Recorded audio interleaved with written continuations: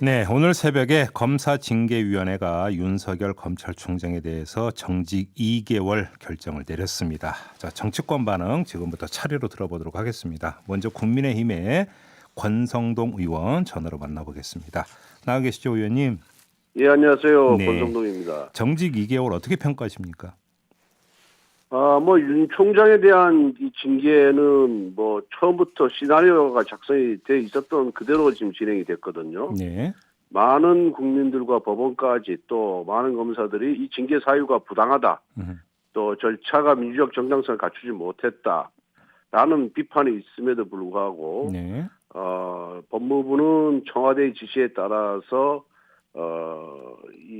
이미 결론을 내려놓고 이제 진행을 했어요. 처음에는 해임을 하겠다라는 이제 결론을 내려놓고 진행하다가 네, 여론이 심상치 않고 대통령 지지도가 뚝뚝 떨어지니까 갑자기 민주당 의원들을 통해서 정직서를 흘렸어요. 그래서 정직 3개월 할 거냐 6개월 할 거냐 하다가 결국 2개월로 이제 결론이 내렸는데 예, 이거는 징계 사유도 말되지 않을 뿐만 아니라 절차 또 징계위 구성이 굉장히 편파적으로 돼 있었거든요.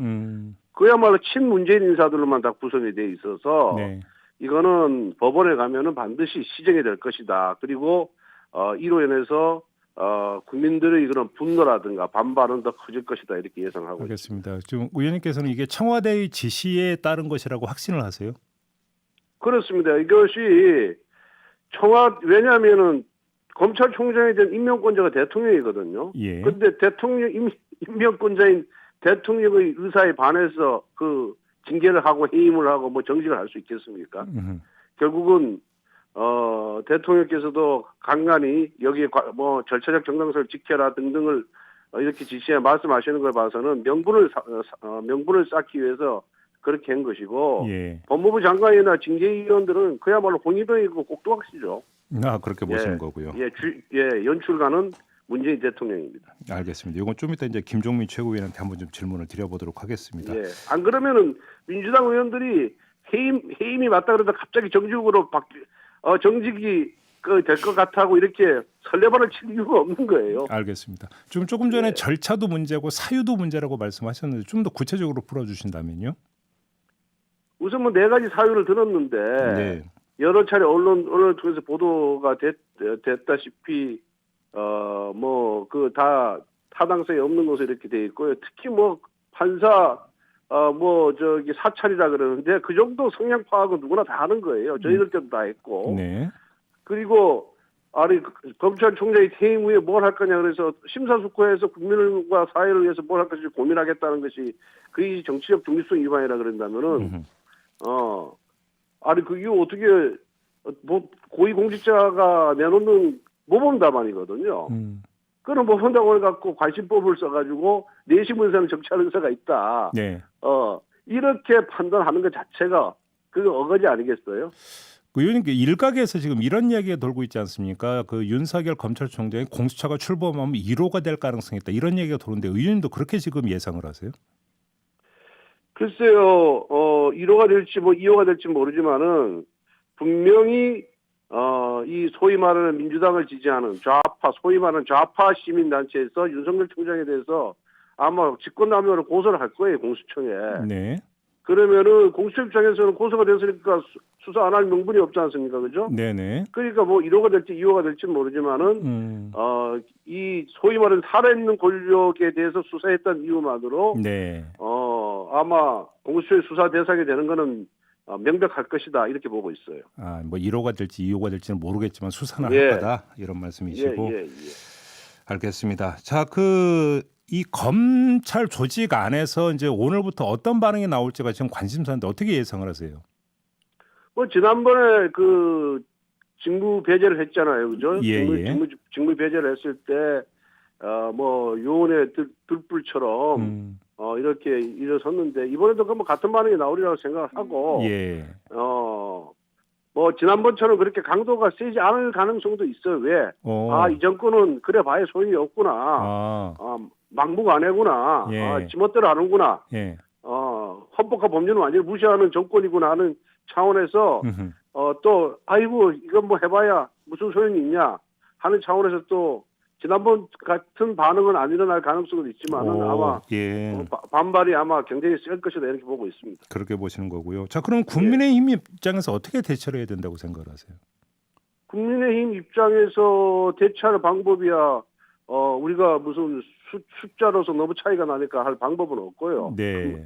어쨌든 간에 이 조치에 이 징계 조치의 부당성, 불법성에 대해서 국민들에게 널리 홍보하고 국민들로 하여금 판단을 해서 예. 다음 선거 때 민주당을 심판하게끔 하는 수밖에 없다고 봅니다. 알겠습니다. 윤석열 총장 입장에서는 그럼에도 불구하고 버티면서 법적으로 대응을 하는 게 맞다.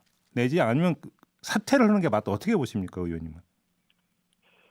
개인 입장에서는 사퇴하고 싶지 않겠어요.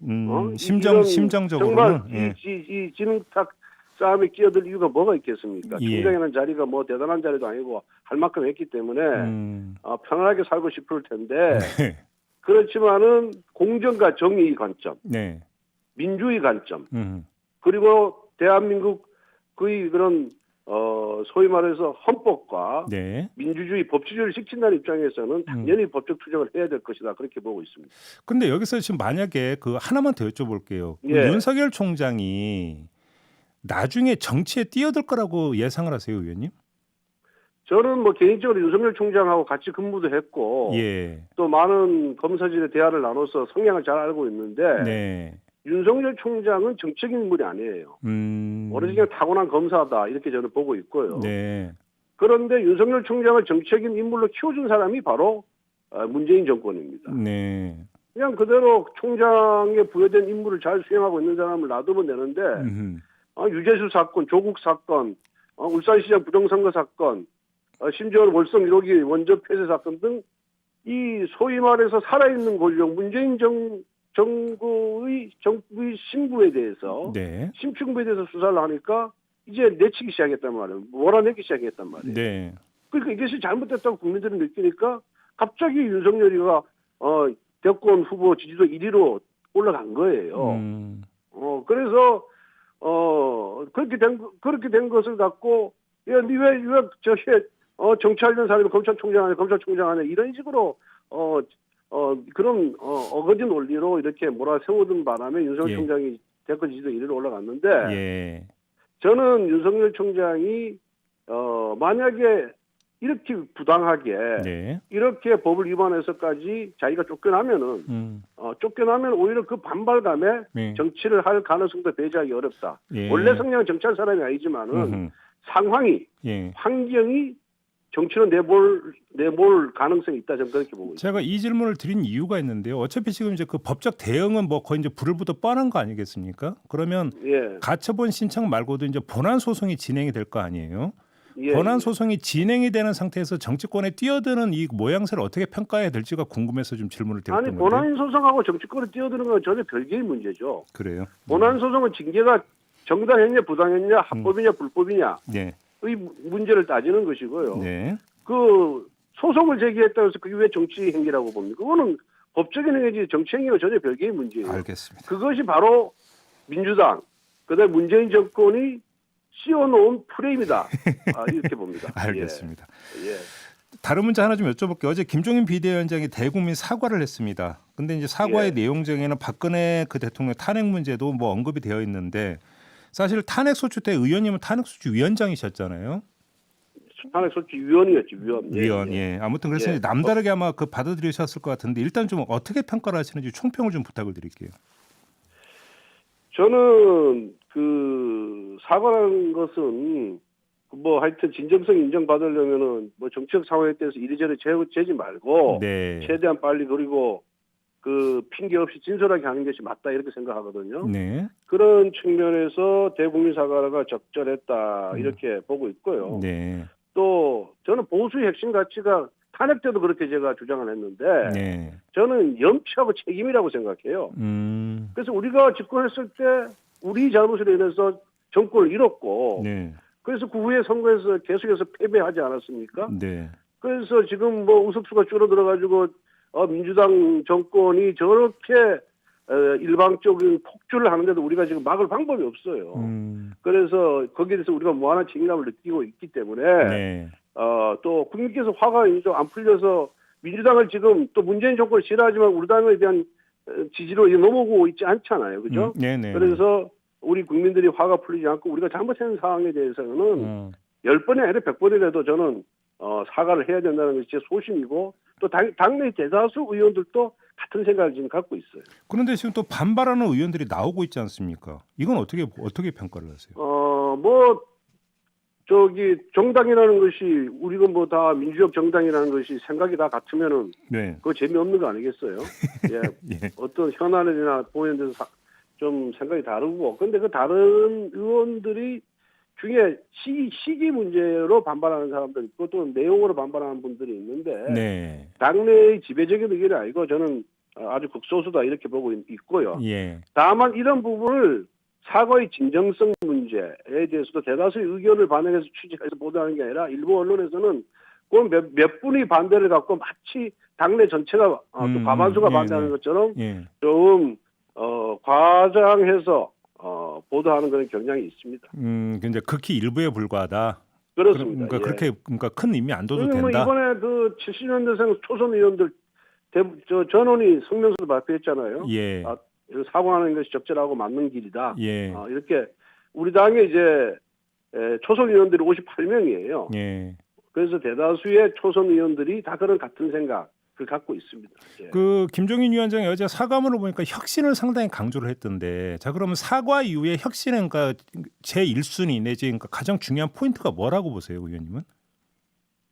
좀 우리 생각을 바꾸는 거죠. 우리 구성원들의 생각을 예. 좀 더 과거에 좀 아주 극단으로 치우쳐 있는 것을 중도로 이제 끌어들이는 것이고, 그 다음에 소위 말해서 재벌 기업이 아닌 중소기업 자영업자를 위한 정책을 만드는 그런 사고를 바꾸는 거. 예, 네. 예. 그다음에 5.18이라든가 뭐 이런 사건에 대해서 제대로 바라보는 거, 민주화운동이라고 규정 짓고 제대로 바라보는 거. 네. 이런 사고를 바꾸는 것이 혁신의 첫걸음이죠. 알겠습니다. 자, 의원님 말씀 여기까지 드릴게요. 고맙습니다. 예, 감사합니다. 네, 지금까지 국민의힘 권성동 의원이었습니다.